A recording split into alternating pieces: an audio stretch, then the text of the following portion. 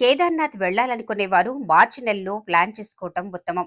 ఎందుకంటే వాతావరణ పరిస్థితులను అనుకూలంగా చార్ధామ్ దేవస్థానం నిర్వహణ బోర్డు కేదార్నాథ్ ప్రారంభ తేదీలను ప్రకటిస్తుంది. ఈ ఆలయానికి వెళ్లాలనుకుంటే రోడ్డు మార్గం అందుబాటులో ఉండదు. కేవలం ట్రెక్కింగ్ ద్వారా మాత్రమే ఈ ఆలయాన్ని చేరుకోవలసి ఉంటుంది.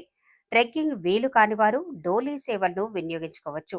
ద్వాపర యుగంలో ఈ ఆలయాన్ని పాండవులు నిర్మించినట్లు పురాణాలు తెలియజేస్తున్నాయి. క్రీస్తు శకం 8వ శతాబ్దంలో ఆదిగురువు శంకరాచార్యులు ఇక్కడ నివసించారు. ఆయన సమాధి కూడా ఇక్కడ ఉంది. కేదారం అంటే పొలమని అర్థం. కేదార్నాథ్ ఆలయంలోని శివలింగం త్రిభుజాకారంలో ఉంటుంది. మహాభారత యుద్ధం ముగిసిన తర్వాత వేదవ్యాసుడి సూచనలతో పాండవులు కేదార్నాథ్లో శివలింగాన్ని ప్రతిష్ఠించినట్లు మహాభారతం తెలియజేస్తుంది. గుప్తకాశిలో శివుడు నంది రూపంలో దర్శనమిస్తాడు. కేదారేశ్వరుని దర్శనం చేసుకుంటే విమోచనం లభిస్తుందని నమ్ముతారు. కేదార్నాథ్ ఒక్కటే కాదు, మహాశివుడి శరీర భాగాలు వివిధ ప్రాంతాల్లో వివిధ రూపాల్లో దర్శనమిస్తాయి.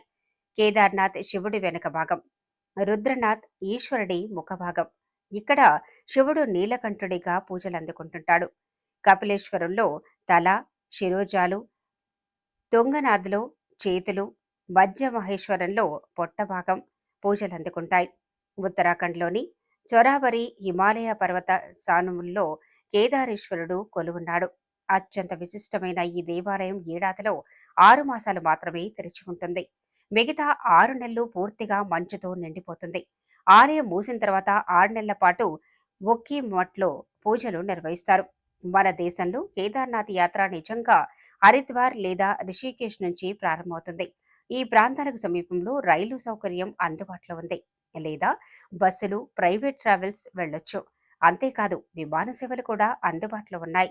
ఈ యాత్రకు వెళ్లాలనుకునే వారు ఐఆర్సీటీసీ వెబ్సైట్ నుంచి టికెట్లను బుక్ చేసుకోవచ్చు. అంతేకాదు చార్ధామ్ యాత్రకు వెళ్లాలనుకునే వారు ఖచ్చితంగా ఆన్లైన్లో రిజిస్ట్రేషన్ చేసుకోవాలి.